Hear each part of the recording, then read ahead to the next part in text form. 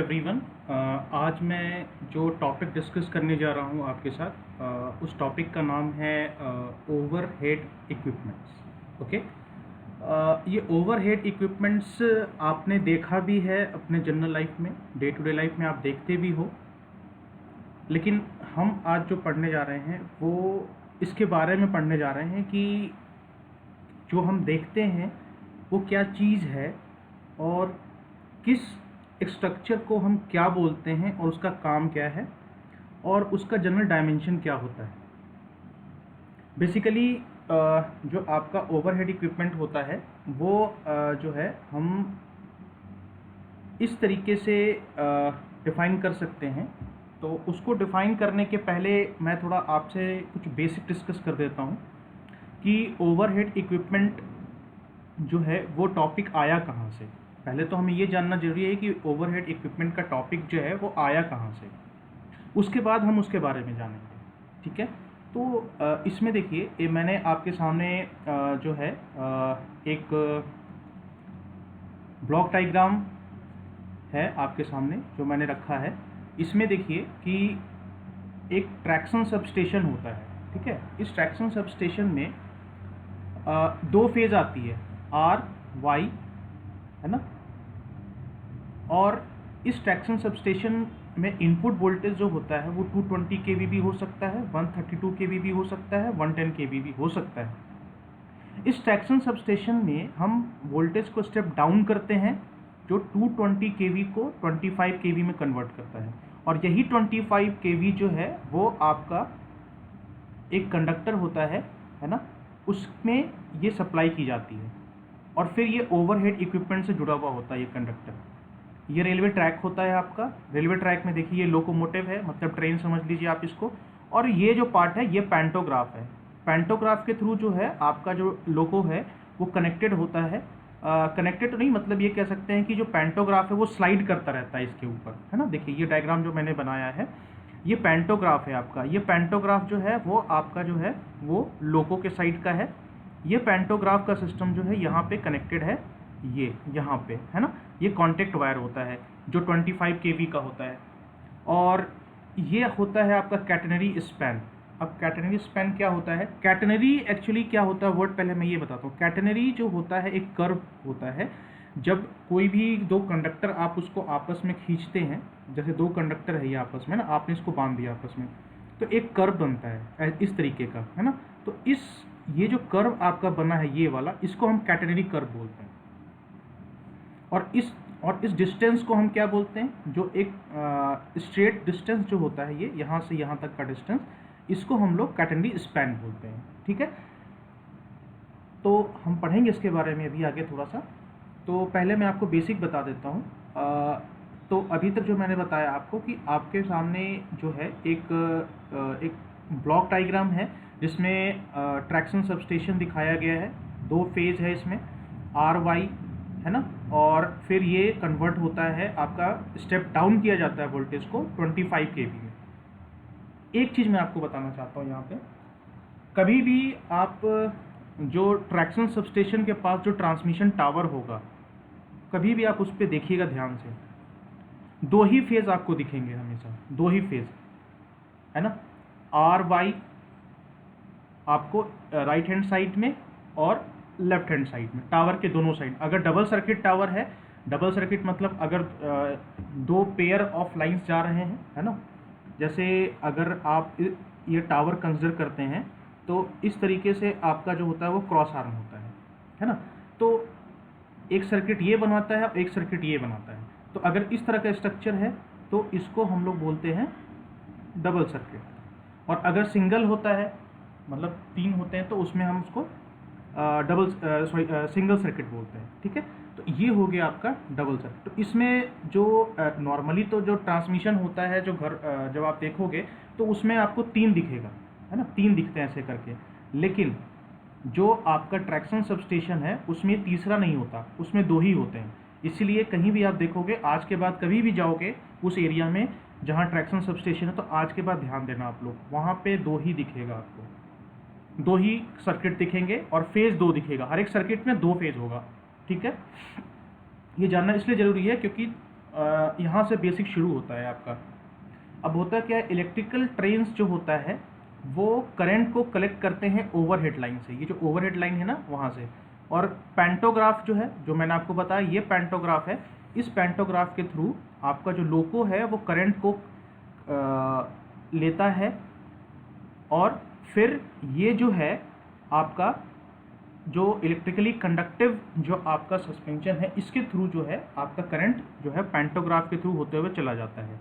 ठीक है, होता क्या है कि current collectors are electrically conductive and allow current to flow through the train. अब ये करंट यहाँ से फ्लो की पैंटोग्राफ से होते हुए, ठीक है, ध्यान दीजिएगा। ठीक है, अब पैंटोग्राफ में आ गई करंट।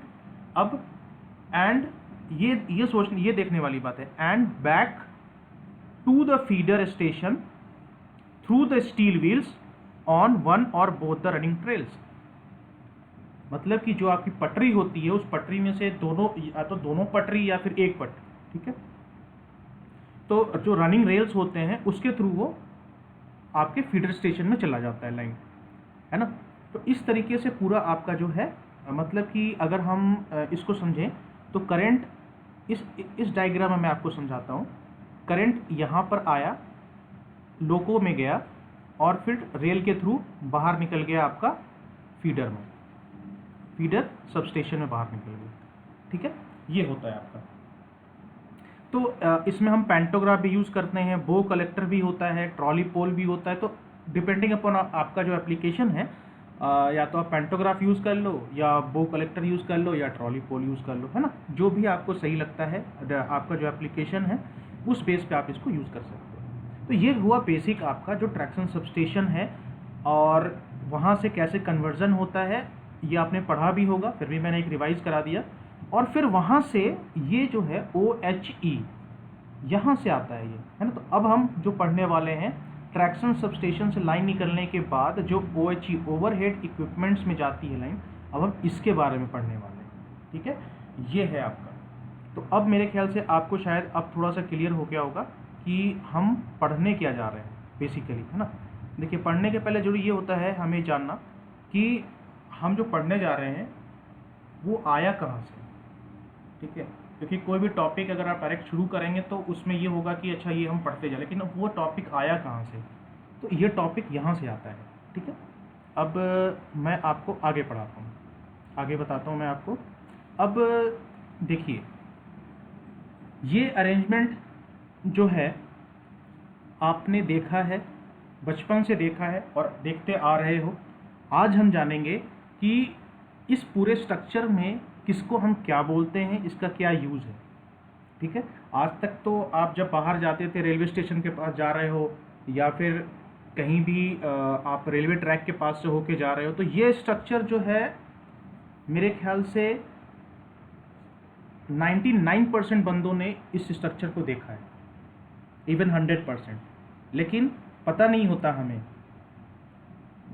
आपका अब आप एज ए टेक्निकल पर्सन, है ना, अब आप एक टेक्निकल पर्सन बनने जा रहे हो, तो एज ए टेक्निकल पर्सन आपको पता होना चाहिए कि किस चीज़ को हम क्या बोलते हैं। क्योंकि कल हो करके अगर आप रेलवे में जॉब करोगे, तो अगर मान लो कोई मेंटेनेंस करना हो आपको, या किसी चीज़ का आपको लिस्ट बनाना हो कि कितना सामान लगेगा, कितना क्या लगेगा, तो नाम पता होना चाहिए आपको, है ना, तभी तो आप कर पाओगे ये सब चीज़।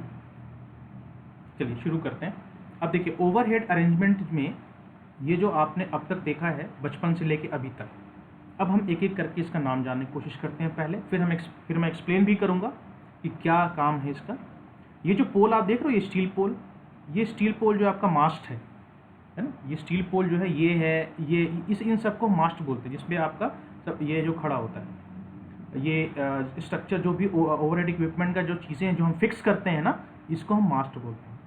अब इस मास्ट में आप ध्यान दीजिए, एक एक करके मैं आपको बताता हूँ। पहले तो मैं इसका आपको एक फ्रंट व्यू बताऊँगा, फिर मैं इसको थोड़ा क्लोज, एक मेरे पास एक और डायग्राम है उसमें मैं आपको इसका क्लोज व्यू भी दिखाने वाला हूँ अभी।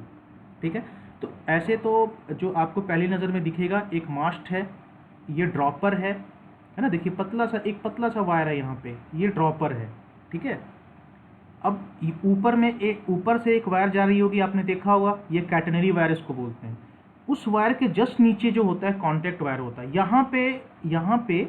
यहाँ से आपका पैंटोग्राफ जो होता है है ना, यहाँ जो होता है आपका पैंटोग्राफ, लोको का जो पैंटोग्राफ है वो ऐसे करके स्लाइड करता रहता है, जो अभी आपने पीछे वाले डायग्राम में देखा है ना। और ऊपर वाला वायर जो होता है वो कैटेनरी वायर होता है। और ये है आपका ऑटोमेटिक टेंशनिंग डिवाइस। ये ऑटोमेटिक टेंशनिंग डिवाइस क्या होता है इसके बारे में भी हम पढ़ेंगे। तो बेसिकली इसमें आपने देखा कि किस पार्ट को हम क्या बोलते हैं और वो कहाँ पे लगाया जाता है।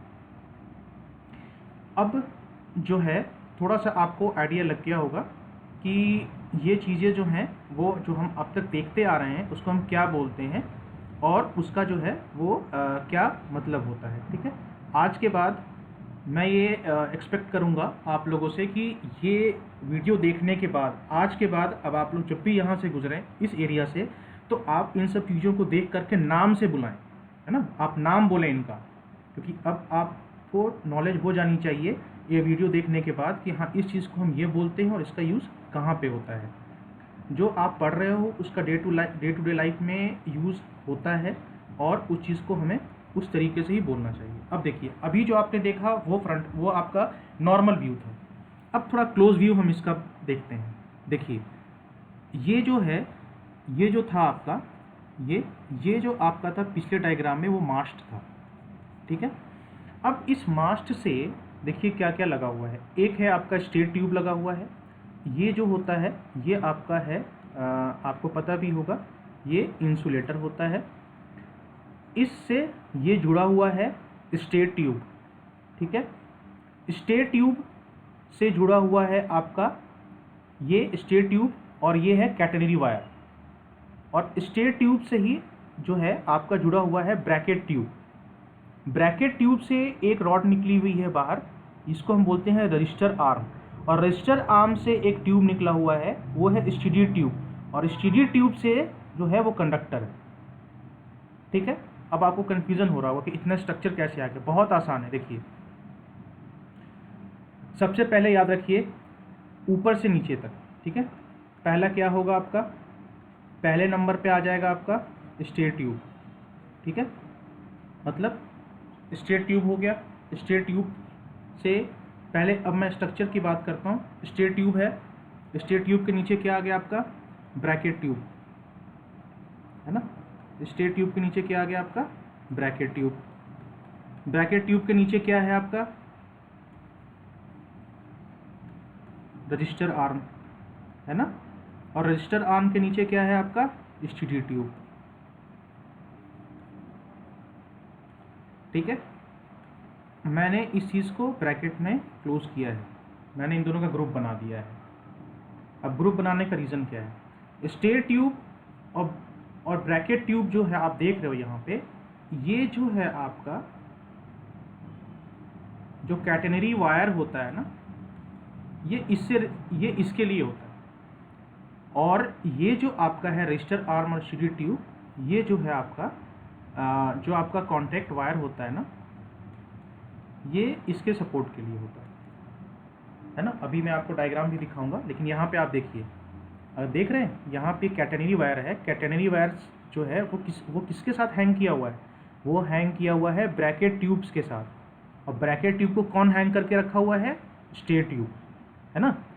और जो आपका कॉन्टैक्ट वायर है वो किससे हैंग है, स्टीडी ट्यूब। और स्टीडी ट्यूब को कौन हैंग करके रखा है, ये रजिस्टर आर्म, है ना। इसीलिए मैंने लिखा है ये, इसलिए मैंने अलग अलग, इसलिए मैंने सीक्वेंस में लिख दिया। अब आपको याद करने में आसानी हो, है ना, कि किस चीज़ को हम कैसे सीक्वेंस में याद रखें। तो अब जब भी आप मास्ट पे जब ध्यान दोगे तो ध्यान रखना stay tube, bracket tube, register arm और स्टीडी ट्यूब, बस। ठीक है, अब उसके बाद है आपका कैटेनरी वायर और कॉन्टैक्ट वायर, और ये है ड्रॉपर।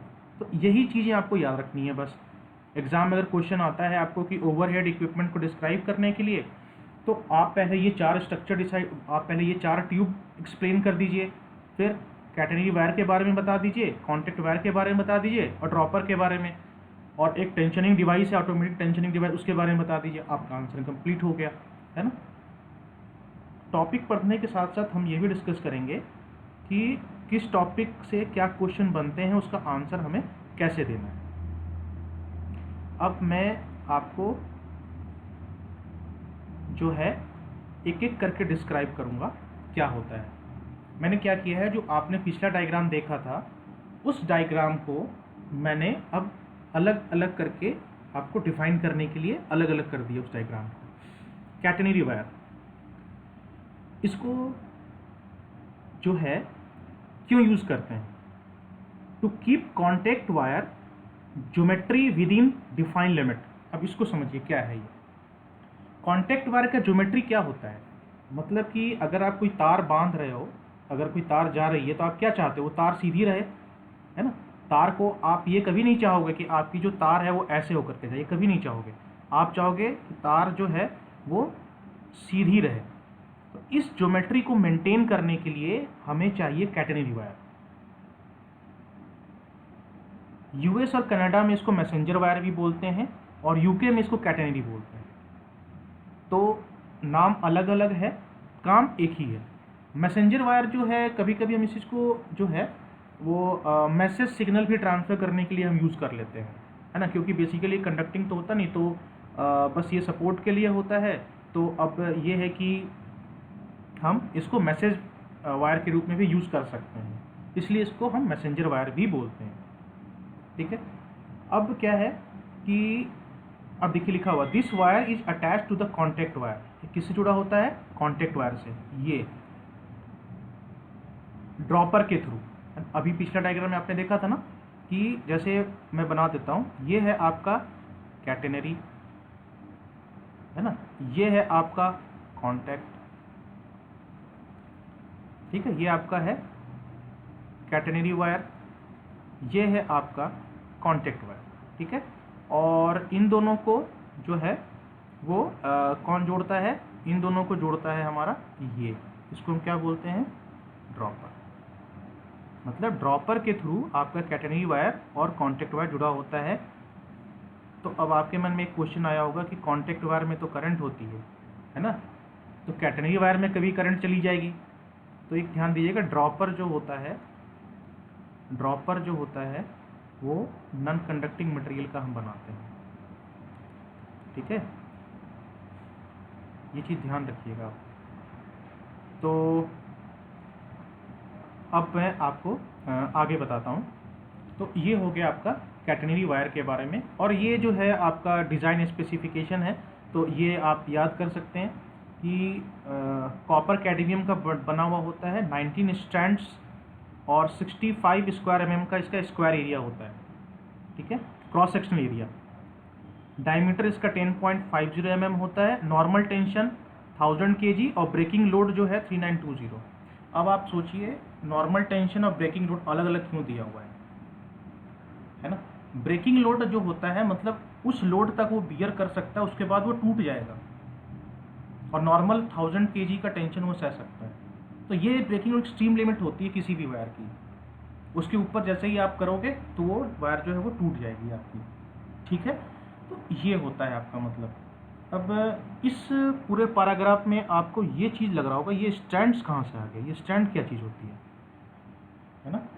देखिए, आपने एल्युमिनियम का वायर देखा होगा ना, ऐसे करके, ये ऐसे करके होता है ना, ये ऐसे करके, ये ऐसे करके आपने देखा होगा। तो ये जो चीज़ें, ये जो छोटे छोटे वायर आप देख रहे हो ना, ये छोटे छोटे वायर, जिसको हम बोलते हैं स्ट्रैंड्स, और ये जो पूरा होता है ये वायर ऐसे बना हुआ होता है, ऐसे, ठीक है। तो ये जो है आपके, ये तो आपका सेंटर वायर होता है पूरे वायर को सपोर्ट करने के लिए, और ये जो होते हैं ये होते हैं आपके स्ट्रैंड्स, ठीक है। इसका मैं आपको बताता हूँ। कभी आप जाना तो आप केबल देखना, है ना, 11 kV का केबल देखोगे या 33 kV का केबल अगर कभी आपको देखने को मिले तो हाथ से उसको उठा के देखिएगा। उसमें देखिएगा कि जो केबल बना होता है ना ऐसे करके, उसमें सेंटर में ऐसे होता है और उसके चारों ओर ऐसे बना हुआ होता है,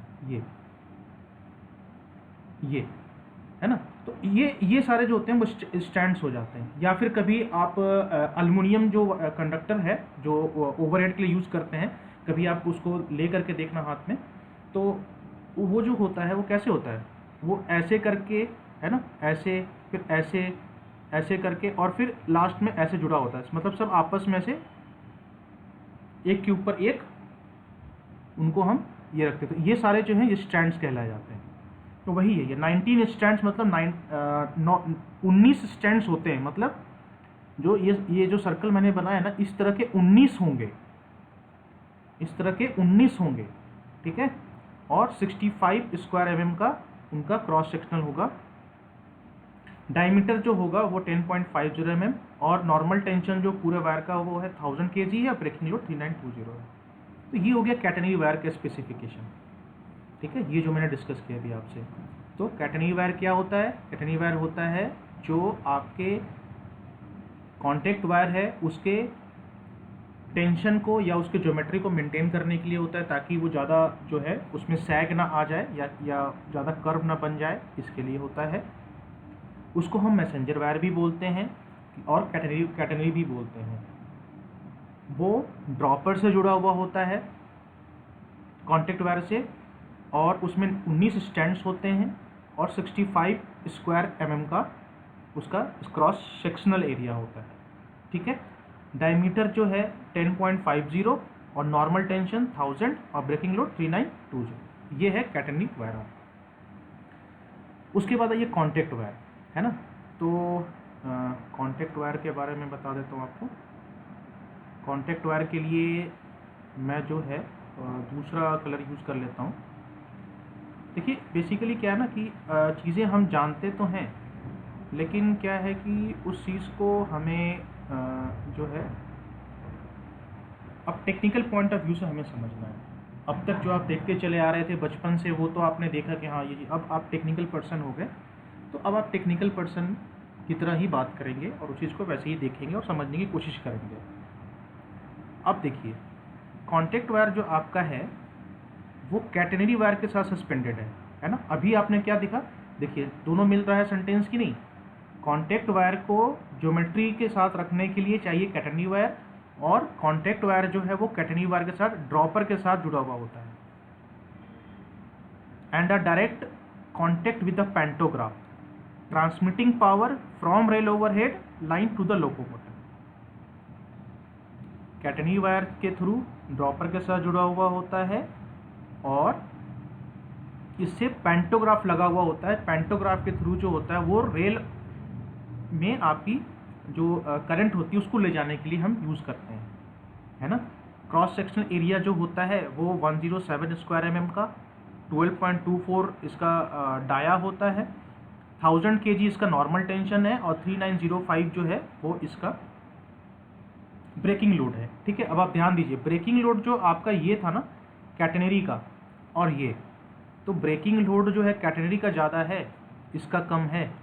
ऑब्वियस ही बात है, क्योंकि कैटेनरी को जो है इसलिए ब्रेकिंग लोड ज़्यादा रखा गया है क्योंकि उसको तो कॉन्टैक्ट वायर का भी तो लोड सहना है ना, इसीलिए कैटेनरी वायर का जो है आपका ब्रेकिंग लोड ज़्यादा रखा गया है in compare to contact wire. ये सब छोटी छोटी टेक्निकल चीज़ें हैं जो ध्यान में रखी जाती हैं, नहीं तो बस आप ये डेटा पढ़ कर याद कर लेंगे। लेकिन ये भी जानिए कि क्यों, क्योंकि देखिए नॉर्मल टेंशन दोनों में एक है, ब्रेकिंग लोड लेकिन कैटेनरी का ज़्यादा होता है। तो आपसे कोई इंटरव्यू में पूछ सकता है क्वेश्चन ये बेटा बताओ, जैसे आपका कैटेनरी वायर भी है कॉन्टैक्ट वायर भी है ना, ब्रेकिंग लोड ज़्यादा किसका होता है? तो आपके पास आंसर होना चाहिए। ये सब छोटी छोटी चीज़ें जो होती हैं, कॉन्सेप्ट होती हैं, जो इंटरव्यू में पूछ लिए जाते हैं, तो फिर जो है हम लोग के पास आंसर नहीं होता, तो ये नहीं होना चाहिए, ठीक है। अब देखिए, हाँ आगे आया, अब आपका स्टेयर ट्यूब आ गया, ब्रैकेट ट्यूब आ गया, रजिस्टर आर्म आ गया और स्टीडी ट्यूब आ गया। ये सारे ट्यूब को मैंने एक साथ लिखा है ना। अब स्टेयर ट्यूब का डाया जो है वो स्टैंडर्ड होता है 28.4, 33 और 7 mm। एक छोटा ट्यूब होता है और एक एडजस्टर लगा हुआ होता है ना, to keep the bracket tube in position, ठीक है। ये है, इस चीज़ की बात बोल रहा है ये एडजस्टर, मतलब कि ये जो है स्लाइड हो सकता है, इसको आप मतलब फ्रंट या बैक साइड मूव करके ब्रैकेट ट्यूब को आप जो है उसको पोजीशन में एडजस्ट करके रख सकते हैं, ठीक है। ये इस चीज़ की बात बोल रहा है, ये जो एडजस्टर है ना, ये एडजस्टर यहाँ पर है ये, ठीक है। ये जो है ये है आपका एडजस्टर, देखिए देखने में कितना आसान लग रहा था आपको, अब कितनी टेक्निकल चीज़ें, हर छोटी चीज़ में टेक्निकल चीज़ें होती हैं। और अब देखिए it is insulated from the mast by stay arm insulator. अब याद है आपको जो मैंने सबसे पहला फिगर दिखाया था, उसमें एक आपका इंसुलेटर टाइप का ऐसे ब्राउन कलर का बना हुआ था ऐसे करके, है ना, ये तो ये इसके बारे में बोला, ये है इंसुलेटर आपका जो आपने पोर्सिलिन वाला देखा था, ठीक है।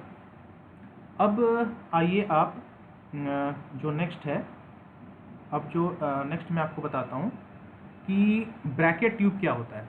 ब्रैकेट ट्यूब जो है वो कैटेनरी को सपोर्ट करता है, लिखा है ना, catenary is supported from this member by catenary suspension bracket and catenary suspension clamp.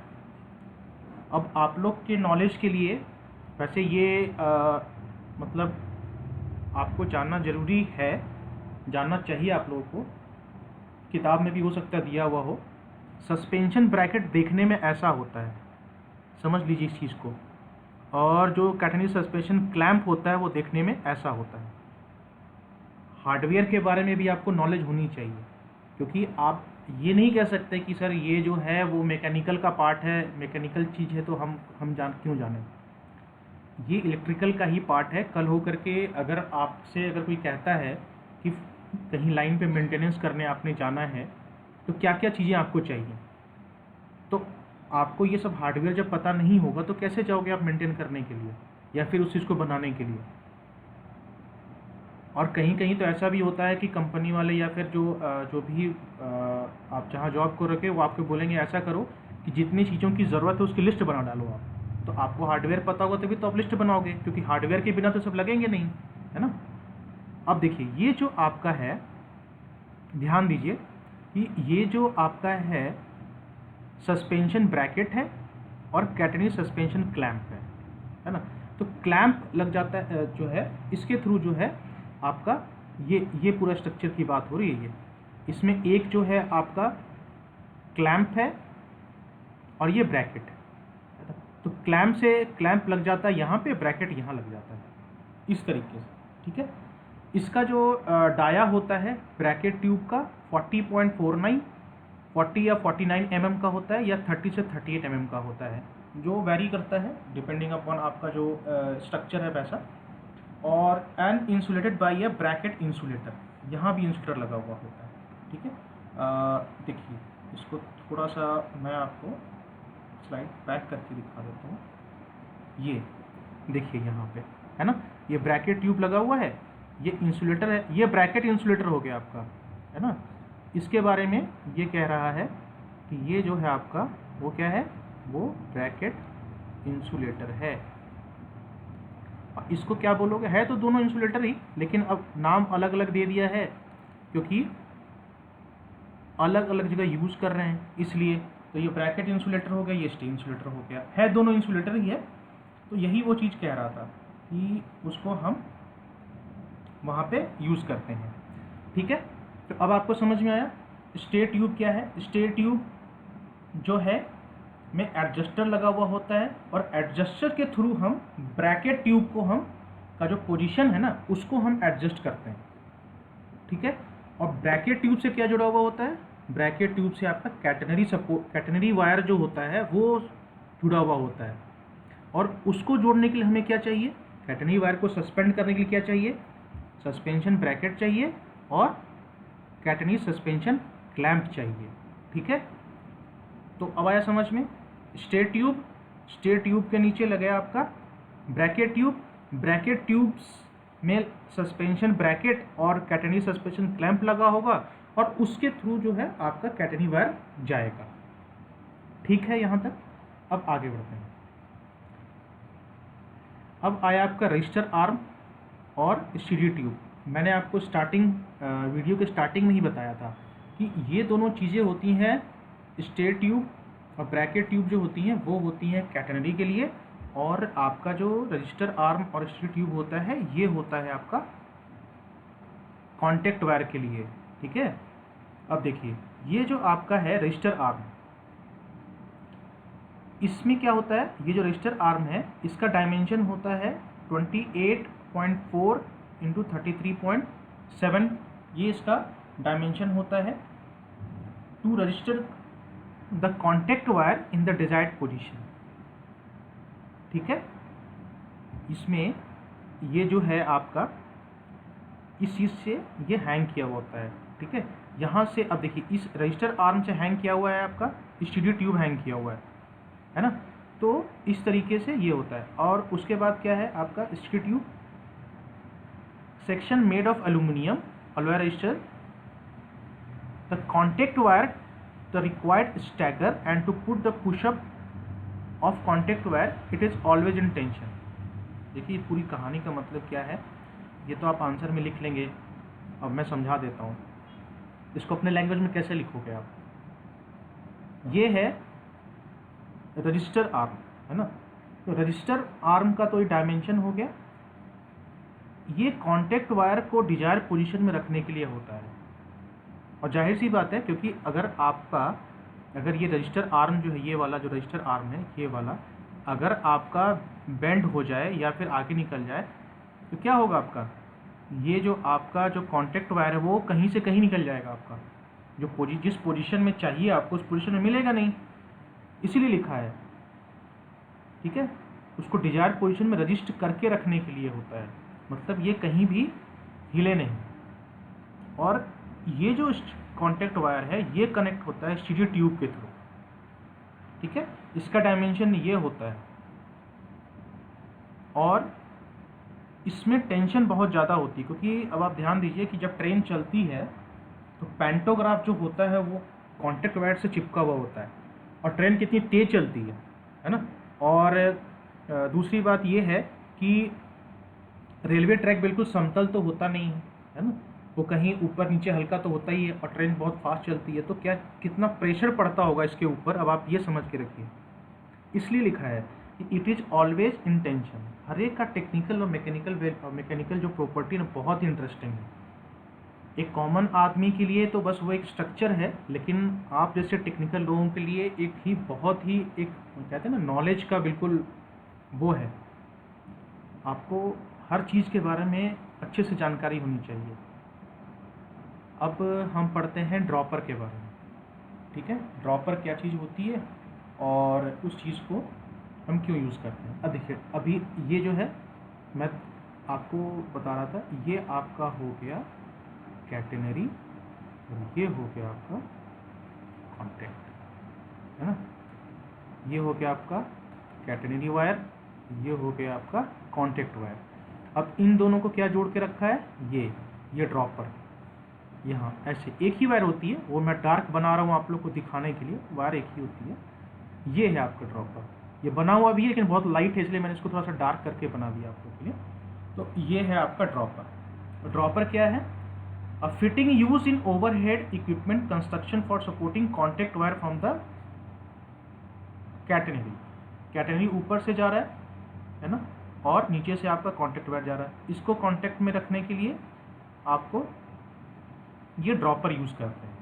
ठीक है, उसके बाद आता है सबसे लास्ट में ऑटोमेटिक टेंशनिंग डिवाइस। ये स्ट्रक्चर आपने देखा है ना, ये स्ट्रक्चर आपने देखा है। आज हम इसके बारे में पढ़ेंगे, इसका इम्पोर्टेंस क्या है। ये जो होता है वो टेंशन मेंटेन करने के लिए होता है ओवरहेड कंडक्टर्स में, है ना। Constant under all ambient temperature condition. क्या मतलब है इसका, टेक्निकल मतलब मैं बताता हूँ। एक देखिए, इस एक लाइन में कितना इंटरेस्टिंग नॉलेज छुपा हुआ है। पहले तो एम्बिएंट टेम्परेचर कंडीशन क्या होता है। एम्बिएंट मतलब होता है जो आपका सराउंडिंग का टेम्परेचर होता है, उसको हम एम्बिएंट बोलते हैं।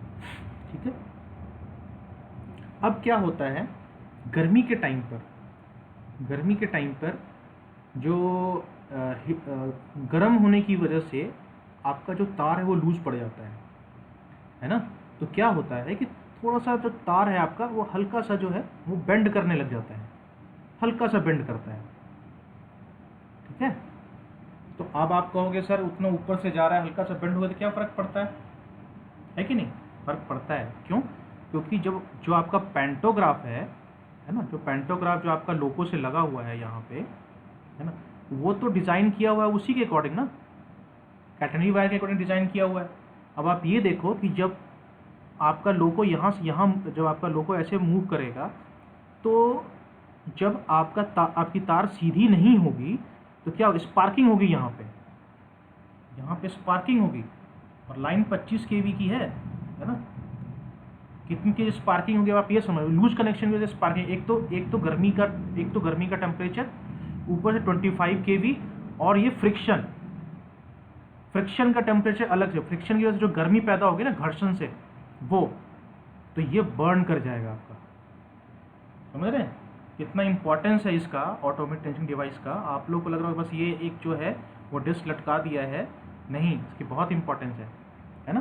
तो जैसे ये हो गया आपका जो मैं बता रहा था, ये आपका कॉन्टेक्ट वायर हो गया, यहाँ से आपका पेंटोग्राफ लगा हुआ है और यहाँ से आपका लोको जा रहा है। ठीक है, ये जो है आपका यहाँ से आपका ये लोको मूव कर रहा है इस तरीके से। अब क्या है कि जब ये ऐसे, इसको ऐसे समझ लीजिए, और जब ये यहाँ से मूव करेगा तो जब इसका जो पाथ सीधा नहीं होगा तो क्या होगा, यहाँ पे हो जाएगा लूज कनेक्शन। ठीक है, यहाँ से ये लूज कनेक्शन होगा और उसके से क्या होगा, स्पार्क होगा। स्पार्क होने से क्या हो सकता है, ये डैमेज हो सकता है। ध्यान रखिएगा, इलेक्ट्रिसिटी में स्पार्क होने का सबसे पहला रीज़न लूज कनेक्शन ही होता है। लूज कनेक्शन है तभी स्पार्क होगा, ध्यान रखिएगा। ये मैक्सिमम केसेस में यही होता है, लूज कनेक्शन से ही स्पार्क होता है, टाइट कनेक्शन से कभी स्पार्क नहीं होती है। ये सब चीज़ें जो हैं, जब आप लोग इलेक्ट्रिकल मेंटेनेंस करेंगे तो आप लोग को ध्यान आएगा, ये सब चीज़ सीख जाएंगे आप लोग भी। चलिए, अब है for medium and high speeds wires are generate tension. अब देखिए स्पीड पे भी डिपेंड करता है कि किस स्पीड के लिए आप यूज़ करना चाहते हैं। अभी याद होगा आपको कि अभी जो है इंडियन गवर्नमेंट जो है वो हाई स्पीड ट्रेन्स के लिए है ना, रेलवे ट्रैक को अपग्रेड कर रही है। तो अपग्रेड करने का क्या मतलब होता है, अपग्रेड करने का क्या, रेलवे ट्रैक में क्या अपग्रेडेशन होगा, ट्रैक में आपने गिट्टी डाल दिया, उसको जो वाइब्रेशन उसको सहने के लिए तो बना दिया, बाकी चीज़ें भी तो होती हैं अपग्रेडेशन में ये सब चीज़ें भी आती हैं कि कॉन्टैक्ट वायर, कैटेनरी वायर, है ना, इन सब की चीज़ों को भी मेंटेनेंस करना पड़ता है। फिर ये अगर कहीं पर ऑटोमेटिक टेंशनिंग डिवाइस लगा हुआ है तो उसको हम मेंटेन करके रखें depending upon speed, medium speed, high speed, है ना। इसीलिए क्या होता है, ध्यान दीजिएगा कि हर एक ट्रेन की स्पीड डिफाइन होती है और हर एक ट्रेन को हम हर एक ट्रैक पर नहीं चलाते हैं, ट्रैक जो है थोड़ा डिफाइन करते हैं हम।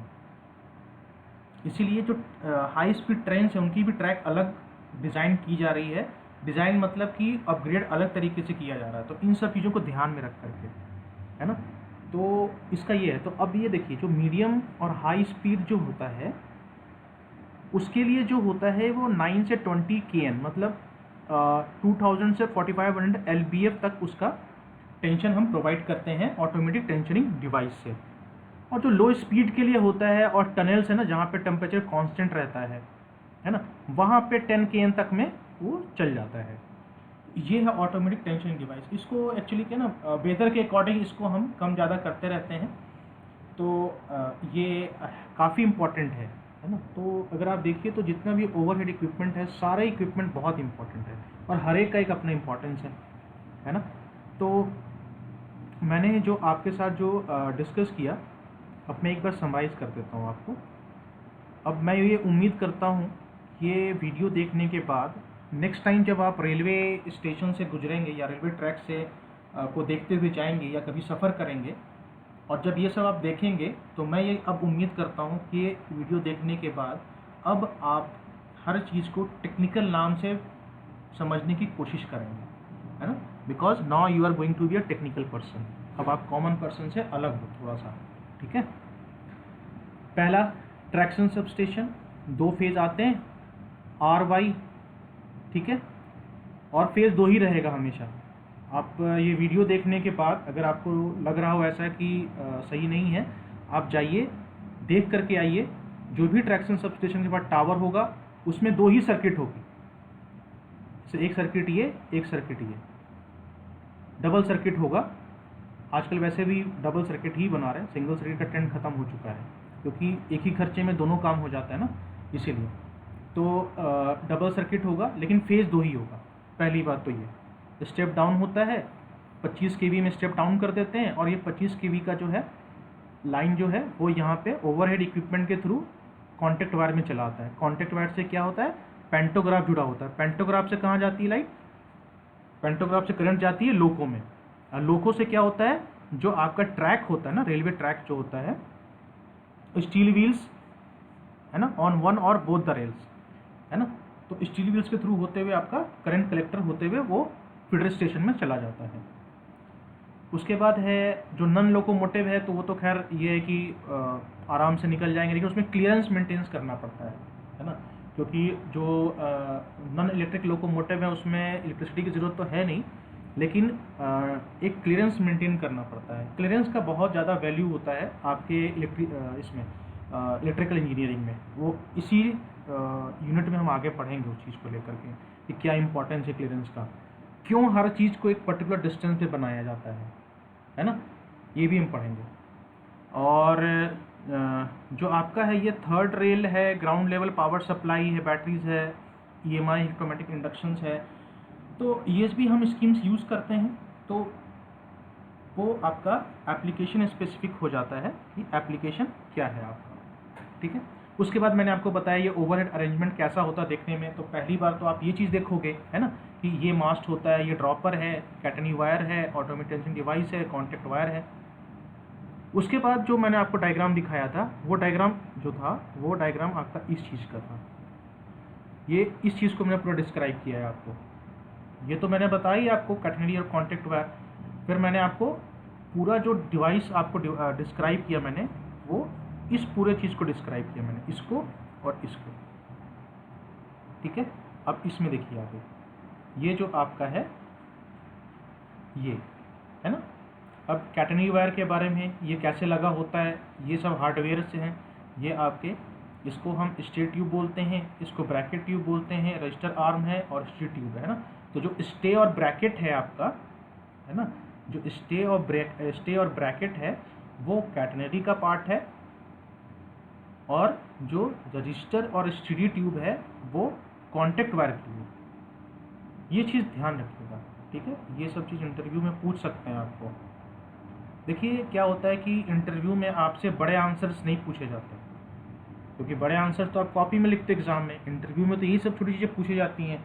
वो आपसे पूछ देंगे कि कैटनरी वायर को लगाने के लिए क्या क्या हार्डवेयर चाहिए हमें। तो आप स्टे ट्यूब ब्रैकेट ट्यूब बोलोगे तो ठीक है, जहाँ आप रजिस्टर आर्म स्टीडी ट्यूब बोलोगे तो फिर आंसर गलत है आपका। तो छोटी चीज़ों को पकड़ा करिए, है ना, उससे समझ में आता है। इंटरव्यू में ये सब चीज़ों के ऊपर जो रिजेक्शन होता है। कैटनरी वायर जो है वो आपका मैंने बता दिया, ठीक है। इसको जो है कॉन्टेक्ट वायर को ज्योमेट्री में ज्योमेट्री अगर आपको नहीं समझ में आ रहा तो समझिए कि उसको एक पोजीशन में रखने के लिए, बस इतना भी अगर आपको याद है तो आप एग्ज़ाम में ज्योमेट्री वर्ड को हटा दीजिएगा। एग्ज़ाम में आंसर अपने वर्ड्स में लिखिए। इसमें आप ये लिख सकते हैं, to keep the contact wire in position within the defined limit. अगर ज्योमेट्री से दिक्कत हो रही है आपको तो इसको आप ऐसे समझ लीजिए, इन जो है इसको आप ऐसे लिख लीजिए, इन पोजीशन, बस इसको ऐसे समझ लीजिए बस, ठीक है। इसको मैसेंजर वायर भी हम बोलते हैं और कैटनरी भी बोलते हैं। तो कंट्री वाइज डिफर करता है। और ये इसका डायमेंशन है, ये डायमेंशन याद रखिएगा। मैंने यहाँ पे बताया आपको स्टैंड्स के बारे में, है ना, कि स्टैंड्स क्या होता है, इसको लेके बताया। तो ये आप एक बार जाके देखिएगा ज़रूर, है ना। ये सब चीज़ें देख के समझ में आती हैं। मैंने तो इसलिए बनाया कि आप जब जाओगे तो आपको दिखेगा ऐसे ही। मैंने तो देखा है इसलिए मैंने बना दिया। अब आप जब देखोगे खुद अपनी आंखों से तो आप भी समझ जाओगे, ठीक है। फिर contact wire are suspended from catenary wire, ठीक है। इसमें ड्रॉपर के थ्रू लगा हुआ होता है, पेंटोग्राफ कनेक्टेड होता है और लोगों में इसकी में लाइट चली जाती है इसकी पेंटोग्राफ के थ्रू, ठीक है। ये इसका टेक्निकल चीज़ हो गया आपका। उसके बाद जो है वो मैंने आपके साथ डिस्कस किया, स्टे ट्यूब क्या होता है, कहाँ लगाते हैं, ब्रैकेट ट्यूब क्या होता है। ये हार्डवेयर से हैं आपके। वैसे ये हार्डवेयर जो है आपके बुक में शायद डायग्राम या फ़ोटो ना बना हो, लेकिन ये आप अपने नॉलेज के लिए रख लीजिए, ठीक है, ये ज़रूरी है।